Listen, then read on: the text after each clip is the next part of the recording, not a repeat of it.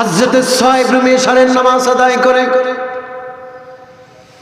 নামাজের মুসাল্লায় বসে তিনি হাতে তাসবিহ নিয়ে আল্লাহর হাবিবের নূরময় কদমে তিনি একবার না, দুইবার না, তিনবার না, তিনি 201 বার, কয়বার বলেন না, 201 বার তিনি দুরূদ পাঠ করলেন। সুবহানাল্লাহ বলেন। আল্লাহর হাবিবের দিকে লক্ষ্য করে, ধ্যান করে, খেয়াল করে তিনি 201 বার আল্লাহর হাবিবের সামনে দুরূদ পড়লেন। ইতিমধ্যে ইন দ্য মিন টাইম মাথার ভিতরে ব্যথা অনুভব করছে, দুইটা চোখ জুড়ে ঘুমে যেন কাতর হয়ে পড়ছে। দুরূদ পড়তে পড়তে যখন 201 বার দুরূদ পাঠ করা হলো, সুহাইব রুমি ঘুমিয়ে পড়েছে। সঙ্গে সঙ্গে আল্লাহর হাবিব স্বপ্নে দিদার দিয়ে তাকে ধন্য করেছেন। সুবহানাল্লাহ। এ প্রিয় ভাই, তোমাকেই বলছি দাড়ি পাকনেওয়ালা বাবা, আপনাকে বলছি জীবনে আপনার কত অশান্তি, কত সমস্যা, আমাদের জীবনে দৈনন্দিন জীবনে কত সমস্যা, ব্যবসায় সমস্যা, দেশের সমস্যা, দশের সমস্যা। মেধা ভালো না, পড়ালেখা মনে রাখা যায় না, পড়ালেখা শেষ, চাকরি বাকরি হয় না, ঘরে স্ত্রী দিয়া শান্তি নাই, সন্তান দিয়া শান্তি নাই, ব্যবসা বাণিজ্যে বরকত নাই, শুধু হতাশার জিন্দেগি। আজকে আমল বলে গেলাম, আপনি যদি প্রতিদিন এশারের নামাজের পরে হাতে তাসবিহ নিয়ে আল্লাহর হাবিবের কদমে 201 বার দুরূদের আমল করেন, বিশ্বাস করেন আল্লাহি তাল্লাহে বিল্লাহে, আল্লাহর কসম করে বলি, আপনি যত জীবনে যত সমস্যা, আমি চ্যালেঞ্জ করে দিলাম, আই ক্যান চ্যালেঞ্জ, আমি চ্যালেঞ্জ দিলাম, এটা প্রমাণিত আমল। আপনার জীবনে যত সমস্যা, যত হতাশা, যত টেনশন, যত বিফলতা, আপনি শুধু এশারের নামাজের পরে হাতে তাসবিহ নিয়ে 201 বার দুরূদের আমল করেন, আল্লাহ জীবনের সব সমস্যা দূর করে দিবেন। সুবহানাল্লাহ বলেন।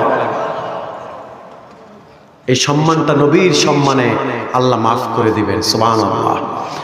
তিনি যখন 201 বার দুরূদের আমল করলেন, সঙ্গে সঙ্গে ঘুমিয়ে গেলেন। আল্লাহর হাবিবকে তিনি স্বপ্নে দেখতে পেলেন, রাসূলুল্লাহ যেন তার জাসাতে মুসা দিয়ে বললেন, মাথায় মুসা দিয়ে বললেন যে সুহাইব রুমি, আমি বললাম তুমি এবার তোমার সন্তান স্ত্রী নিয়ে মদিনায় হাজিরা দাও। সিদ্ধান্ত পেয়ে গেছে। এবার তিনি রাতের বেলা সামানগুলো গুছালেন, রাতের বেলা সব সামানগুলো গুছায়া সকালবেলা রওনা দিবেন। রাত্র শেষ হয়ে গেল, দিনের আলো ছড়িয়ে পড়লো। এবার তিনি তার সম্পদগুলোকে পুঞ্জবিত করে, কুক্ষিত করে, এবার তিনি উটের পিঠে উঠেছে, তিনি মদিনার দিকে যাবে। আল্লাহু আকবার। আরে দুঃখজনক হলেও সত্য, এই তথ্য কেমনে কেমনে জানি আবু জাহেল শুনছে।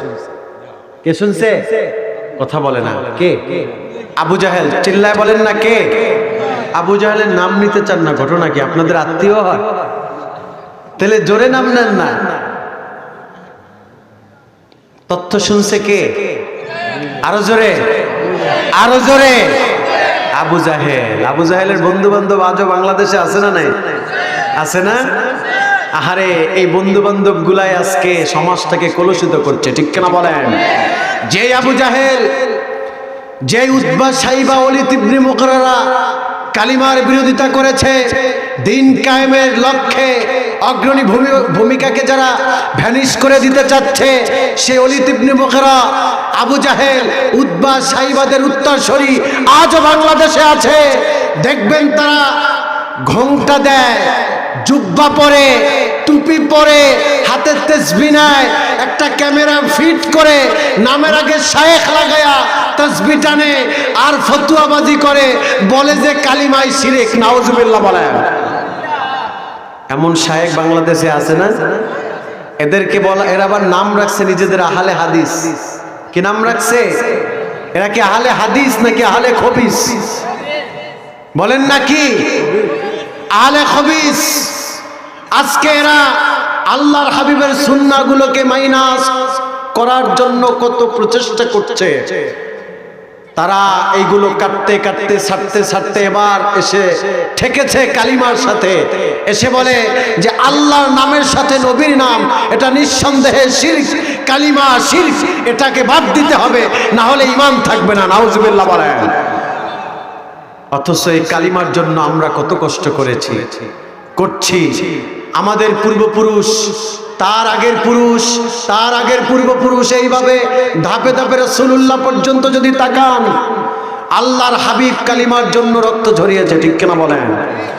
সাহাবীরা গর্দান হারিয়েছে, হাত হারিয়েছে, চোখ হারিয়েছে, স্ত্রী সন্তান হারিয়েছে। এরপরে তারপরও তারা কল্লা দিয়েছে কিন্তু কালিমা দেয় নাই, ঠিক কিনা বলেন? জীবন দিয়েছে কিন্তু ঈমান দেয় নাই, ঠিক কিনা বলেন? কালিমার উপরেই তো ঈমান দণ্ডায়মান, ঠিক কিনা বলেন? প্রিয় ভাইরা আমার, প্রিয় বন্ধুরা আমার, সুহাইব রুমি যাবে এই কথা শুনেছে কে? সবাই বলেন কে? আবু জাহেল। আহা, আবু জাহেল শোনার পরে 200 তীরন্দাজ, কয়শো? সবাই একটু বলেন না, কয়শো? 200 তীরন্দাজ নিয়ে আবু জাহেল তাদেরকে ঘেরাও করে ফেলছে। ঘেরাও করে এবার তীর নিয়া, সবাই তীর নিয়া সুহাইব রুমি এবং তার স্ত্রী, তার মেয়ে, এই তিনজনকে টার্গেট করে সবাই তীরগুলোকে এভাবে ফিট করে রেখেছে, রেডি করে রেখেছে। আবু জাহেল হুকুম দিবে তো তীরগুলো ছেড়ে দিবে, তাদেরকে চিরতরে শেষ করে দিবে। নাউজুবিল্লাহ বলেন।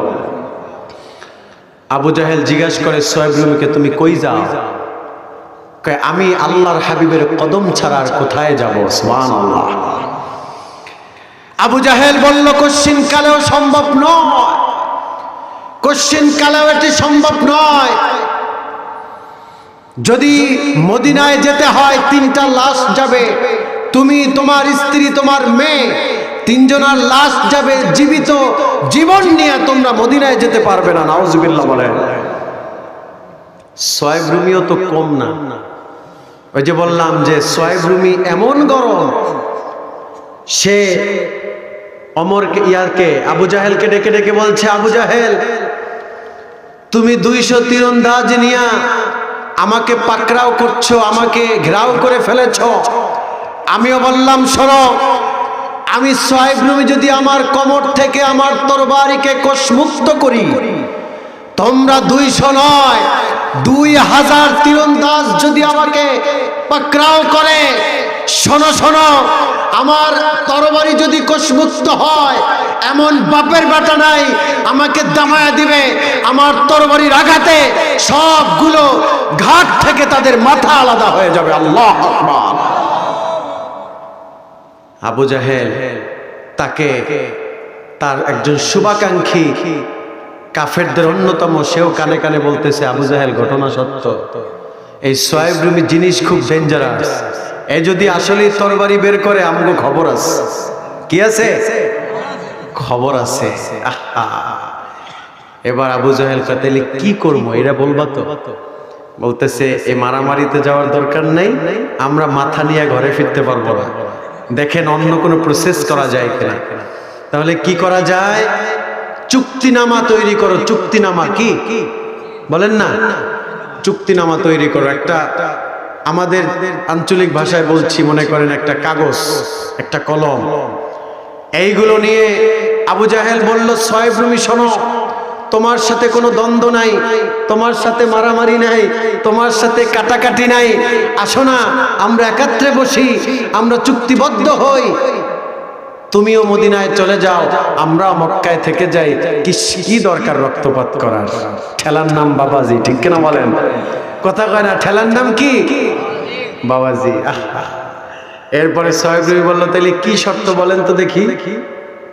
কয়, শর্ত হলো, তোমার পূর্ব দিকে একটা খেজুরের বাগান আছে, পশ্চিম দিকে একটা খেজুরের বাগান আছে, তোমার দক্ষিণ দিকে একটা খেজুরের বাগান আছে, 3টি খেজুরের বাগান আমাদের নামে দলিল করে দিবা।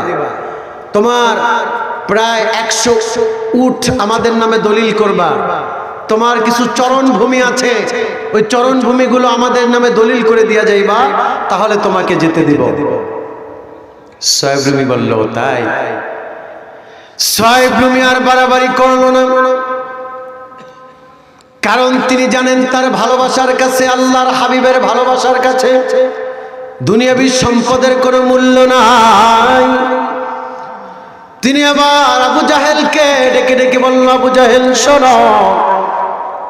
আবু জাহেল ভালো করে শুনে না, আল্লাহি তাল্লাহি বিল্লাহি, মিশে আল্লাহর কসম করে বলি, যে আল্লাহর হাতে আমার জীবন আমার মরণ, আমি আল্লাহর কসম করে বলি, শোনো, আজকে তো তুমি আমার সম্পদ চেয়েছো, 3টা খেজুরের বাগান, 100 উট, কিছু চরণভূমি। আমি আল্লাহর কসম করে বলি, আমার যতগুলো খেজুরের বাগান আছে সব তোমার নামে দলিল করে দিলাম, যত উট আছে সব দিয়ে গেলাম, যত বকরি আছে সব দলিল করে দিলাম, যত চরণভূমি আছে স্থাবর অস্থাবর সব তোমার নামে দলিল করে দিলাম। সোহেব রুমি ডেকে ডেকে বলে, আবু জাহেল শোনো, আমি সব সম্পদ তোমাকে দিলাম, কারণ এই সম্পদের কাছে আমার রাসূলুল্লাহর ভালোবাসার কোনো, আমার আল্লাহর হাবিবের ভালোবাসার কাছে এই সম্পদের কোনো মূল্য নাই। আল্লাহু আকবার। ডেকে ডেকে বলল, শোনো শোনো, আজকে যদি তোমরা এই 200 তীরন্দাজ নিয়ে আমি সহ 3টা মানুষকে আঘাত করে কত বিক্ষত করতাম, যদি আমাদেরকে রক্তাক্ত করে দিতাম আর আমাদেরকে ক্ষত বিক্ষত করতাম, আমাদের জীবনটা যদি যাররা পরিমাণ বেঁচে থাকতো, বিশ্বাস করো আমাদের হাতের কেনুর উপরে, 2 হাতের কোনুর উপরে আমরা ভর দিয়া দিয়া মদিনায় আল্লাহর হাবিবের কদমে হাজিরা দিতাম। নবীর চরণে তে সারা জীবন আমি থাকব, আপন নয়নে কবে জানি, আপন নয়নে কবে জানি, নূর নবীকে আমি দেখব, নবী নবী করে আর কত কাল আমি কাঁদব। ঠিক কিনা বলেন? গভীর মনোযোগে খেয়াল করেন। সোহেব রুমি বলল, যদি আমাদের জীবনটা যারা পরিমাণ বেঁচে থাকতো, কেনুর উপরে ভর দিয়া দিয়া আল্লাহর হাবিবের নূরময় কদমে আমরা হাজিরা দিতাম, সব সম্পদ দিয়ে এবার তিনি সোহেব রুমি মদিনার দিকে রওনা। শুনতেছেন তো? মদিনার দিকে রওনা হলেন। মদিনায় যখন পৌঁছালেন, মসজিদে নববীর এরিয়াতে, তখন সময়টা ছিল মাগরিবের সময়। কিসের সময়? সবাই বলেন, মাগরিবের সময় তিনি পৌঁছালেন। মাগরিবের সময় সাইয়েদনা বেলাল, আল্লাহর হাবিবের অন্যতম সাহাবী, ওই কালো হাবশি বেলাল মাগরিবের আজান দিচ্ছে। আল্লাহর হাবিব মসজিদে নববীতে নামাজ পড়াবেন। তিনি মসজিদের বারান্দায় তার হুজরা মোবারক থেকে মসজিদে নববীতে ঢুকছেন। ইতিমধ্যেই তিনি খেয়াল করলেন যে মসজিদে নববীর আঙিনায় একটা লোক চাদর মুড়ে দিয়ে দাঁড়ায় আছে, চেহারাটা আমার সোহেব রুমির মতো দেখা যায়। সুবহানাল্লাহ বলে। আল্লাহর হাবিব ডেকে ডেকে বললেন, কে রে? চেহারাটা সোহেব রুমির মতো দেখা যায়। যখনই আল্লাহর হাবিবের জবান থেকে এই শব্দ বের হলো, সোহেব রুমি আর ঠিক থাকতে পারলো না, দৌড় দিয়ে আল্লাহর হাবিবের কদমে হাজির। সুবহানাল্লাহ বলে।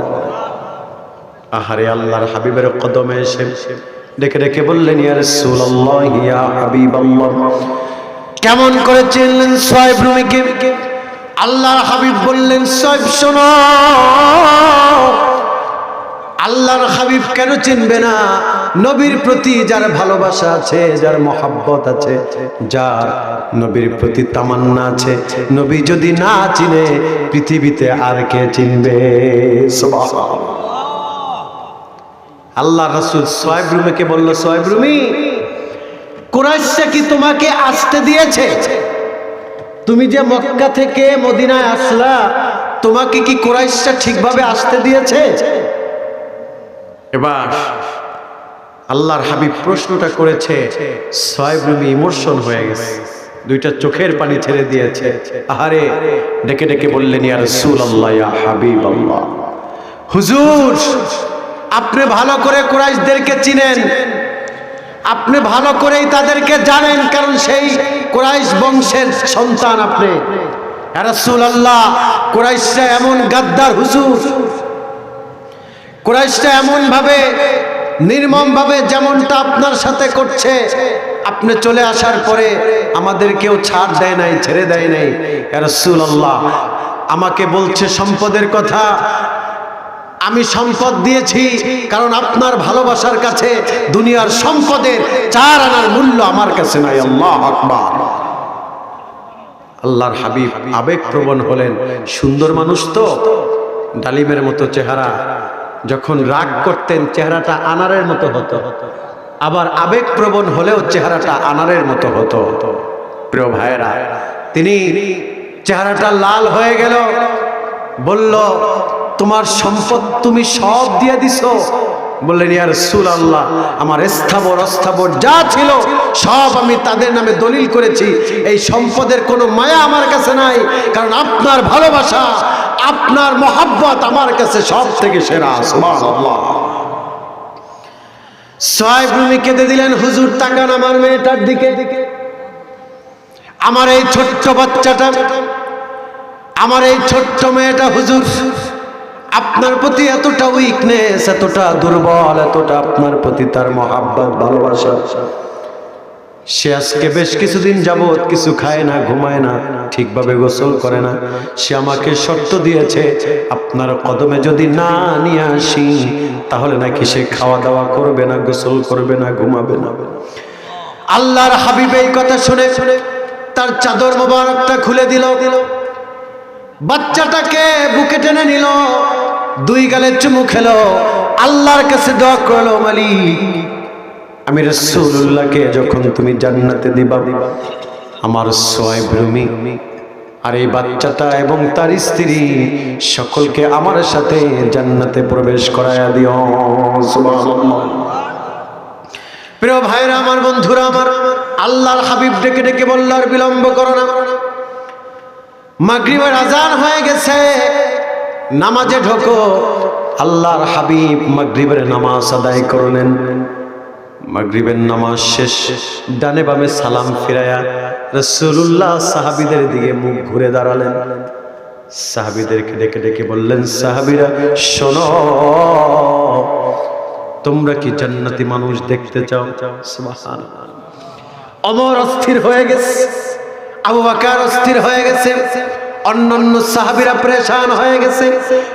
আহারে, মনে হয় কার নামটা জানি আল্লাহর হাবিবের নূরময় জান্নাতি জবান থেকে বের হবে, যার নামটা নবীজির জবান থেকে জান্নাতি ঘোষণা হয়ে বের হবে, ওই ব্যক্তির মতো দামি মানুষ আর হতে পারে না।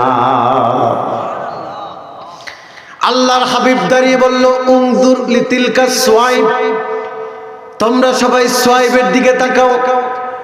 সব সাহাবীরা সোয়াইব রুমের দিকে তাকালো। সোয়াইব রুমের দিকে তাকিয়ে তাকিয়ে সবাই অস্থির হয়ে যাচ্ছে, আরে কি বলবে হুজুর। সবাই সোয়াইব রুমের দিকে তাকালো। আল্লাহর হাবিব বললেন, শোনো শোনো, যদি তোমরা জান্নাতি মানুষ দেখতে চাও, যদি তোমরা মকবুল মানুষ দেখতে চাও, সোয়াইব রুমের দিকে তাকাও, আর জান্নাতি মানুষ দেখে তোমাদের অশান্ত হৃদয়কে শান্ত করো। সুবহানাল্লাহ। প্রিয় ভাইরা আমার, বন্ধুরা আমার, সাইয়েদনা ওমর দৌড় দিয়ে সোয়াইব রুমির কাছে চলে গেল।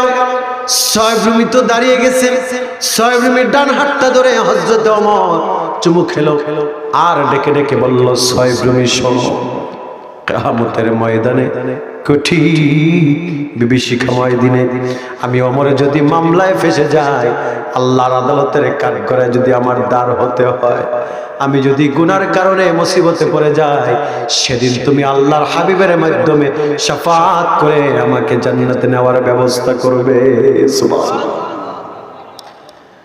আনা আউয়ালুন নাসি খুরুজান ইযা বুইসু ওয়া আনা খাতিবুহুম ইযা ফাদু ওয়া ইযা তারাদ্দুম ফীহি আওয়াদু ওয়া ইযা মা তাকুনু ফীহি আজওয়াদু ওয়া লা তাকুলুল ফিল জান্নাহ। আল্লাহু আকবার।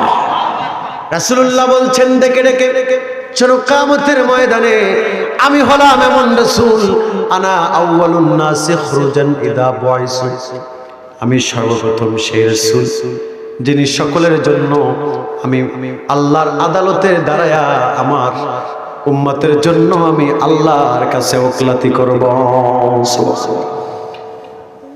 প্রিয় ভাইরা আমার, আমি সেই রাসূল। প্রিয় ভাইরা আমার, আল্লাহর হাবিব বলছেন পৃথিবীর মানুষেরা শোনো, কুল্লু উম্মতি ইয়াদখুলুনাল জান্নাতা, আমি সেই রাসূল। আমি বললাম কিয়ামতের ময়দানে আমি রাসূল যাকে জান্নাতের কথা বলবো, আল্লাহ তাআলা আমাকে লাঞ্ছিত করবেন না, অপমানিত করবেন না। আমার কথার কারণে ওই ব্যক্তি ডেস্টিনেশন জান্নাত পেয়ে যাবে। সুবহানাল্লাহ। আমার হাবিব কেমন রাসূল, আমার হাবিব কেমন হাবিব, সুবহানাল্লাহ বলেন। আল্লাহর রাসূল বসে আছেন, আল্লাহর রাসূল বসে আছেন, সাহাবীদেরকে তালিম দিচ্ছেন। আবু বকর দাঁড়িয়ে বললেন, ইয়া রাসূলুল্লাহ, ইয়া হাবিবাল্লাহ, আমার একটা প্রশ্ন ছিল। কি ছিল? বলেন না, কি ছিল? প্রশ্ন ছিল। রাসূল বললেন, কি প্রশ্ন? আদম যদি হয় সফিউল্লাহ, মুসা যদি হয় কালিমুল্লাহ, ঈসা যদি হয় রূহুল্লাহ, ইব্রাহিম যদি হয় খলিলুল্লাহ, ইসমাইল যদি হয় জবিহুল্লাহ, ফামা উতিতা মিনাল ফাজল ইয়া রাসূলুল্লাহ, আপনার মর্যাদা সম্পর্কে জানতে চাই, আপনার মর্যাদাটা কেমন? সুবহানাল্লাহ। আল্লাহ রাসূল চুপ রইলেন। আল্লাহ পাক ডেকে ডেকে বললেন, জিবরাইল শোনো, আর বিলম্ব করো না, আর লেট করো না, আর তুমি সময় অতিবাহিত করো না, সঙ্গে সঙ্গে চলে যাও আল্লাহর হাবিবের কদমে এসে আল্লাহর হাবিবের কানে কানে বললেন, ইয়া রাসূলুল্লাহ, ইয়া হাবিবাল্লাহ, আদম যদি হয় সফিউল্লাহ, মুসা যদি হয় কালিমুল্লাহ, ইব্রাহিম যদি হয় খলিলুল্লাহ, ইসমাইল যদি হয় জবিহুল্লাহ, ফাকাদ কানানতু ইসমি মা ইসমিকা ওয়া যাকারতু ইসমি হাত্তা তুযকারা মাইয়া। চিল্লায় পড়েন আল্লাহু আকবার। আল্লাহ তাআলা স্বয়ং বলেছেন, আল্লাহ তাআলা বলেছেন, আহারে অন্যান্য নবীদের নাম আল্লাহর নামের সাথে নাই। আল্লাহ বলেছেন, তুমি কি রাসূলকে বলে দাও, রাসূল যেন তার সাহাবীকে বলে দেয়, তার উম্মতকে বলে দেয়, আমি আল্লাহর নামের সাথে কোনো পয়গম্বরের নাম নাই। আমার নামের সাথে একমাত্র শুধুমাত্র কেবলমাত্র যার নাম আমি আল্লাহ রেখেছি, সেটা হলো একমাত্র হাবিবুল্লাহ। সুবহানাল্লাহ। রাসূলের দাম আছে না নাই? সেই রাসূলের জবান থেকে জান্নাতি ঘোষণা আমার ডেকে ডেকে বলল, কিয়ামতের ময়দানে আমি ওমর যদি মামলায় ফেসে যাই, তাহলে তুমি রাসূলকে বলা একটু শাফাআত করায়ো। অথচ দেখেন, ওমর এমন ব্যক্তি যিনি দুনিয়ায় জান্নাতের সার্টিফিকেট পেয়েছে, ঠিক কিনা বলেন? তিনি আশারায়ে মুবাশশারার অন্যতম একজন সাহাবী। এই মানুষগুলো, এই সাহাবীগুলো জান্নাতের টিকিট পাওয়ার পরেও কখনোই নিজেদেরকে জান্নাতি ভাবতো না। সব সময় কাঁদতো, মাঝে মাঝে হাতের ভিতরে মাটি নিয়ে মাটিকে গালের সাথে লাগায় বলতো, মাটি রে, ওমর যদি নেক আমল নিয়ে কবরে যেতে না পারে, তাহলে তো মাটি তুমি আমাকে চিনবা না, আমার সাথে সৎ আচরণ করবা না, আমাকে তো চিরতরে ক্ষত বিক্ষত করে দিবা। ও মাটি গো, আমি যেদিন মারা যাব, আমি বলে দিলাম আমার জন্য দোয়া করো মাটি, আমি যাতে আল্লাহর পেয়ারা হয়ে কবরে যেতে পারি। সুবহানাল্লাহ। মাটির সাথে কথা বলতো, মাটি তুমি এমন একটি মাটি, তোমার গর্ভের ভিতরে যারা চলে যাবে যদি নেক আমল নিয়ে না যায়, সে যেই হোক না কেন তার রেহাই নাই। ঠিক কিনা বলে? প্রিয় বাবারা আমার, প্রিয় বন্ধুরা আমার, আল্লাহর হাবিব সাল্লাল্লাহু আলাইহি ওয়াসাল্লাম তিনি যখন সাহেব রুমিকে জান্নাতি ঘোষণা দিল, সাহাবীরা একে একে মোলাকাত করছে, কান্নার রোল পড়ে গেল। এমন ভাবে কান্না, একটি পরিবেশ তৈরি হলো। আল্লাহ তাআলা জিব্রাইলকে ডেকে ডেকে বলেন, জিব্রাইল শোনো, আমি আল্লাহ বরদাস্ত করতে পারি না, আমি আল্লাহ বলে দিলাম তুমি সঙ্গে সঙ্গে আয়াত নিয়ে যাও। সুবহানাল্লাহ। সাহাবীরা কান্নায় ভেঙে পড়ছে, একে অপরকে জড়ায় ধরছে। সময়টা ছিল মাগরিবের পরে, এশারের পূর্বক্ষণে আল্লাহ তাআলা আয়াত নাজিল করলেন, ওহী নাজিল করলেন। আল্লাহর হাবিব ঘামিয়ে গেলেন, কারণ ওহী নাজিল হবে, আল্লাহর হাবিবের শরীর ঘামাচ্ছে। এটা ফলো করতেছে আবু বকর আর ওমর। দুইজনে এসে রাসূলুল্লাহর দুইটি বাহু ধরলো, একজনে ডান হাত বাম হাত ধরে রাসূলকে শক্ত করে ধরলো। ওহী নাজিল হলো। জিব্রাইল কানে কানে এসে বলল, ইয়া রাসূলুল্লাহ, ইয়া হাবিবাল্লাহ, হুজুর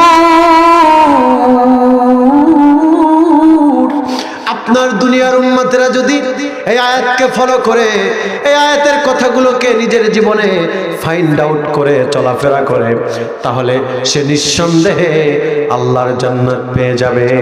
সুবহানাল্লাহ।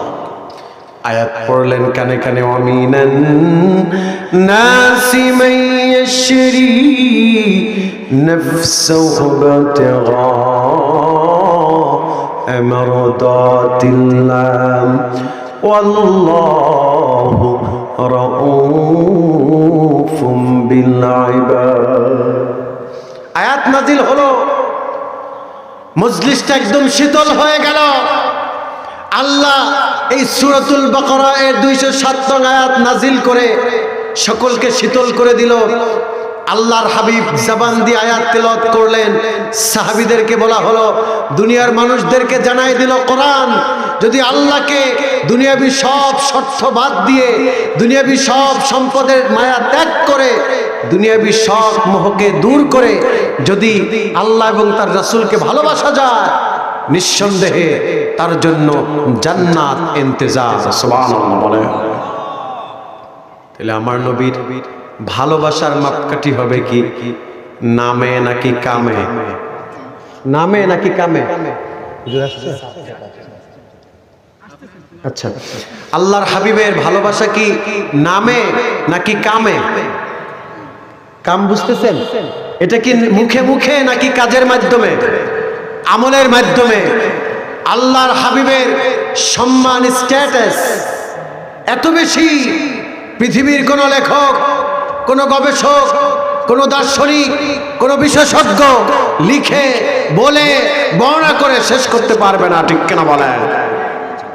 আমার হাবিব হচ্ছেন এমন হাবিব, আল্লাহ পাক বলছেন ওয়ারাফা'না লাকা যিকরাক। ঠিক কিনা বলেন? হাবিব আপনার স্ট্যাটাস, আপনার সম্মান, আপনার পার্সোনালিটি, আপনার ব্যক্তিত্বকে আমি আল্লাহ সমুন্নত করেছি। সুবহানাল্লাহ বলেন। আল্লাহ হাদিসে কুদসিতে বয়ান করেন, হাইথুমা যুকিরতু যুকিরতা মাই। রাসূল কি আযানে, কি ইকামতে, কি দুরুদে, কি সালামে, কি তাশাহুদে, কি তাওয়াক্কুলে, কি ইখলাসে, যেখানেই আমি সেখানেই আপনি। সুবহানাল্লাহ বলেন।